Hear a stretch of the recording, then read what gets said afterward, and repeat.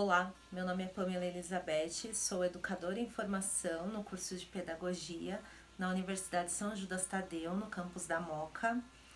e sendo orientada pela professora e mestre Edneia Hipólito. E o objetivo deste vídeo é apresentar o meu trabalho de conclusão de curso, cujo tema é a contação de histórias como ferramenta de aprendizagem na educação infantil. Ao longo dessa pesquisa bibliográfica, o objetivo é responder algumas questões que estão relacionadas à formação da criança e seu desenvolvimento, que é possível desenvolver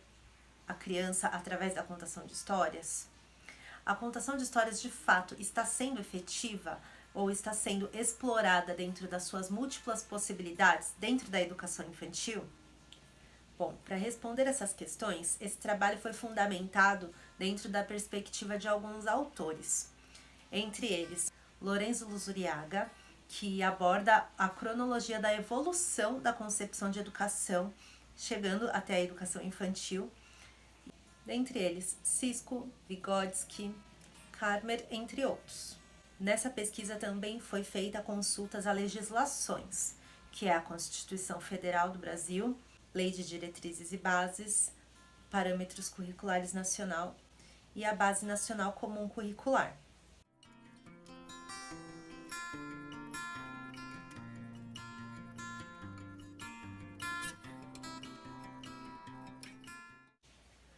Bom, o primeiro capítulo aborda o contexto histórico para que tenhamos a compreensão da evolução que a concepção de educação e a concepção de infância teve ao longo dos séculos.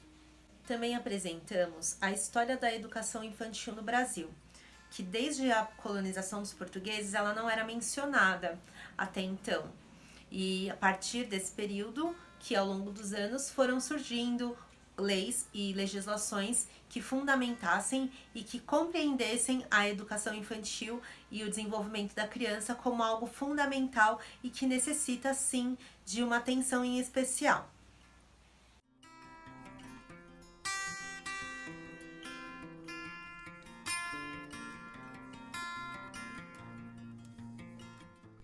No decorrer do segundo capítulo, é apresentado uma introdução histórica do surgimento do termo contador de histórias, que inicialmente surgiu para suprir de fato uma demanda no entretenimento para aquela sociedade, e que ao longo dos anos se tornou uma atividade profissional. Passaram a ser remuneradas as pessoas que trabalhavam com esse tipo de abordagem, o que não era muito bem visto por algumas pessoas da época, pois acreditavam que era uma forma de banalizar a arte.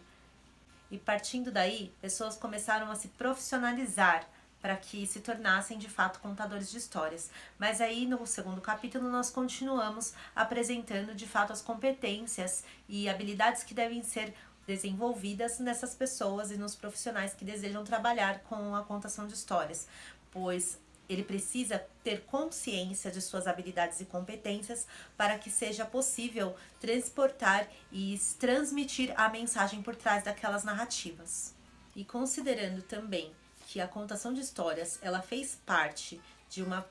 preservação de culturas, pois muitos povos eles transmitiam, eles participavam de rodas de conversas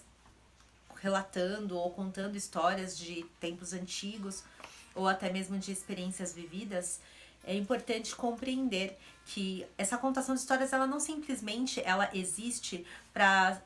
relatar fatos ou relatar momentos históricos, mas é possível compreender esse ato como um transmissor de conhecimento, como um transmissor de ideias, e através disso é possível ter uma nova compreensão de mundo. E pensando nisso, nós entramos na abordagem da BNCC, considerando as crianças de 3 a 5 anos especificamente para essa pesquisa, para a observação e análise de como é fundamental e de como pode contribuir para a formação da criança.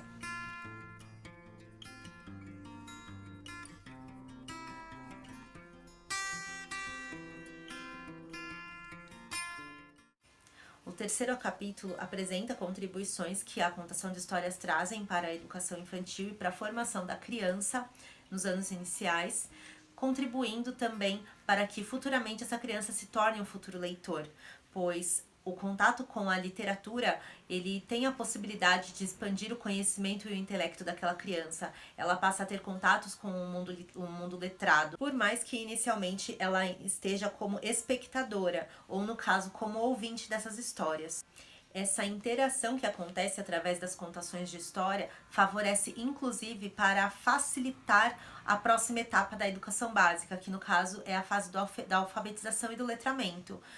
Porque essas crianças que têm o contato com o mundo literário, seja através das suas famílias, porque as famílias que têm o hábito da leitura favorecem, incentivam também essas crianças a terem essa prática ao longo da vida. E é fundamental essa prática dentro de casa e até mesmo dentro das escolas, para que essas crianças se tornem de fato futuros leitores.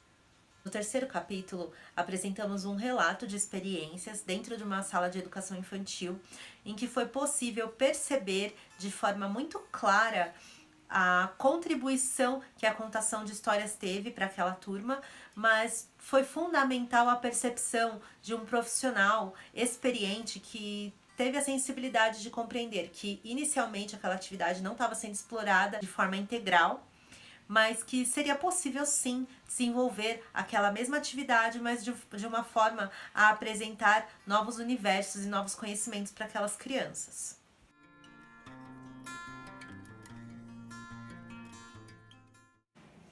Bom, consideramos que a contação de histórias, ela de fato, ela tem poder de desenvolvimento, mas está totalmente relacionado às características do contador de histórias, porque é necessário que ele tenha total compreensão e domínio sobre o material que vai ser utilizado. Ele tem que ter propriedade de fato do conteúdo que está sendo trabalhado e tenha objetivos, inclusive, para que seja possível extrair o potencial de todas as crianças dentro daquela proposta de atividade.